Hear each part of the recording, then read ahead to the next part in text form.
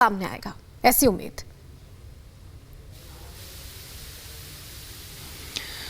भारत के लिए एक बहुत बड़ा खबर है, पूरे हिंदुस्तान के लिए, कि अविलंब न्याय हमें मिले।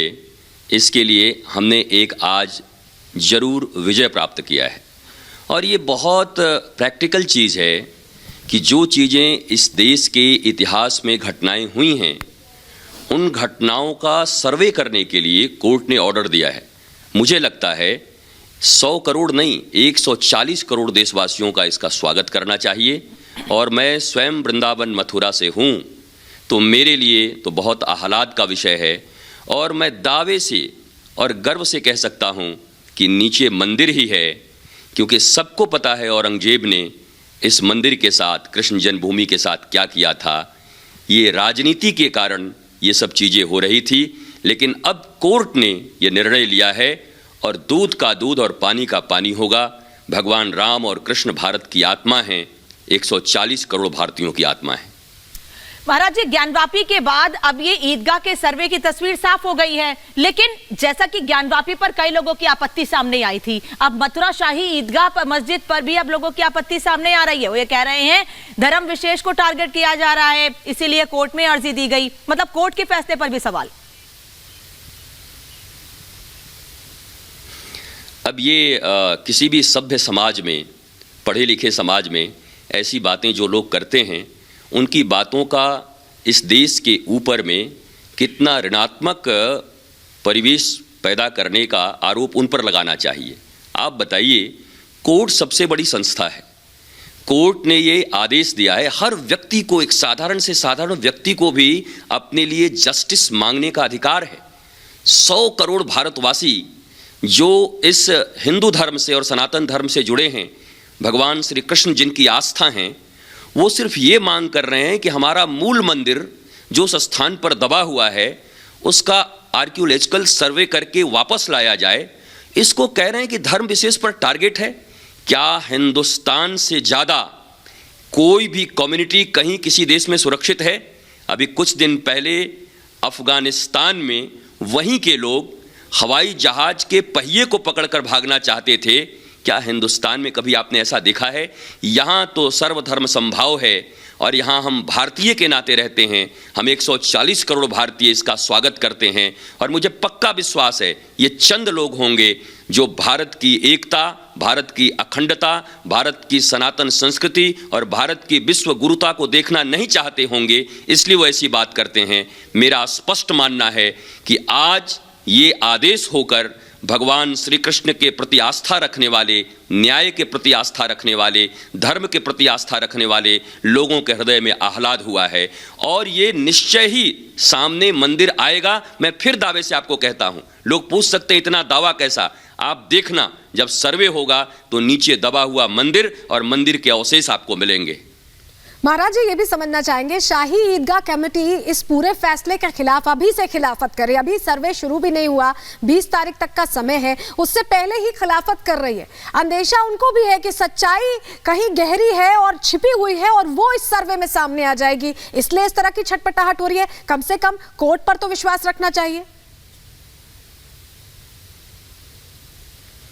मुझे ऐसा लगता है जैसे बाबरी मस्जिद एक्शन कमेटी करती थी, और आज 492 साल के बाद अयोध्या में प्रभु श्री राम का भव्य मंदिर बन रहा है, दिव्य मंदिर बन रहा है, और सारे भारतवासी साथ खड़े हैं। अब ये ईदगाह एक्शन कमेटी है, इन्होंने इसका विरोध किया है। ये इंतज़ार कर लें और कोर्ट के न्याय पर जब वहाँ पे सर्वे होगा, जो चीज़ें सामने आएंगी वो स्पष्ट दिखाई पड़ेगा। कहीं ना कहीं इनको भी मालूम है, क्योंकि क्या ये भारत के इतिहास को नहीं जानते? क्या ये भारत के प्राचीन इतिहास को नहीं जानते कि औरंगजेब ने यहाँ पर डिस्ट्रक्शन किया है? औरंगजेब ने मंदिरों को और हिंदू जितने भी हमारे प्रतीक चिन्ह थे इनको ध्वस्त किया है। ये सब जानते हैं। सच तो ये है, और अच्छा ये होता कि ये सारे लोग सामने आते, हम एक दूसरे के सामने खड़े होते, हाथ मिलाते और कहते कि वो लोग जो लुटेरों की तरह आकर भारत में आक्रमणकारी आक्रांता की तरह हमारे बड़े भाइयों का नुकसान पहुंचाए, आस्था के साथ खेले, हम रिग्रेट करते हैं और ये हम चाहते हैं कि हम मिलकर इसको भव्य और दिव्य बनाएं। ये भारतवर्ष में मस्जिदें भी उनके बहुत हैं, लेकिन राम, कृष्ण और भगवान शंकर, अयोध्या, मथुरा और काशी, मैं तो शुरू से 3 ही कह रहा हूँ, ये भारत की आत्मा है। और जो भी श्रेष्ठ लोग हैं इसके पक्ष में हैं, और जो भारत विरोधी लोग हैं, मैं स्पष्ट कह रहा हूँ, जो भारत विरोधी लोग हैं, जो एकता नहीं चाहते, अखंडता नहीं चाहते, प्रेम नहीं चाहते, जो चाहते हैं कि वो 57 कंट्रियों की तरह जहाँ केवल बम फूट रहे हैं, जहाँ केवल अशांति है, वहाँ ऐसे लोग यहाँ भी भारत का ऐसा निर्माण चाहते हैं। भारत शांति का राष्ट्र है, भारत विश्व गुरु है, और ये फैसला भारत के 100 करोड़ नहीं 140 करोड़ वासियों को बहुत आह्लाद और आनंद दिया है। महाराज, जब आपने भी कहा कि आप मथुरा में ही हैं, आप वृंदावन में ही हैं और आप सारी चीजों को करीब से देखते हैं और समझते हैं, मैं आपसे ये समझना चाहती हूँ कि आने वाले 26 दिन या आप कहें 25 दिन कितने महत्वपूर्ण रहने वाले हैं मथुरा वृंदावन के लोगों के लिए, सनातन धर्म के लोगों के लिए? मथुरा वृंदावन के लोग, सनातन धर्म के लोग तो आह्लादित हैं। मंदिरों में आनंद हो रहा है, रोज ही पूजन होते हैं, हमारे आश्रम में आनंद हो रहा है, सभी आनंदित हैं। और मुझे ये पक्का पता है कि जो भी लोग, ऐसे लोग जो भारत को प्रेम करते हैं, राष्ट्र को प्रेम करते हैं, मैं फिर कहता हूं कि कहीं ना कहीं वो किसी भी मजहब से हों, लेकिन वो लोग भी प्रसन्न हैं। मेरे ही कई लोग मुझे फ़ोन करके उन्होंने कहा कि ये बहुत अच्छा हुआ, भारत इस मार्ग पर चले और ये विवाद सदा के लिए मिट जाए। ये 3 जगहें, वृंदावन, अयोध्या और काशी, इन 3 जगहों पर भी विवाद करने वाले लोगों को कभी ये पता नहीं चलता कि कभी कोई क्या मक्का, मदीना और काबा पर विवाद कर रहे हैं, कभी कोई हम वेटिकन सिटी पे विवाद कर रहे हैं। अरे ये भारत हिंदू और सनातनियों की आत्मा है, राम, कृष्ण और भोलेनाथ। इनके ऊपर आवाज उठाना मतलब 100 करोड़ लोगों की आस्था के ऊपर आवाज उठाना है। और आस्था नहीं, अब तो संवैधानिक तौर से हम ले रहे हैं ना, आस्था की तो बात ही नहीं रह गई, आस्था तो मानते ही नहीं। संवैधानिक तौर से कोर्ट ने आदेश दिया है, सर्वे होगा।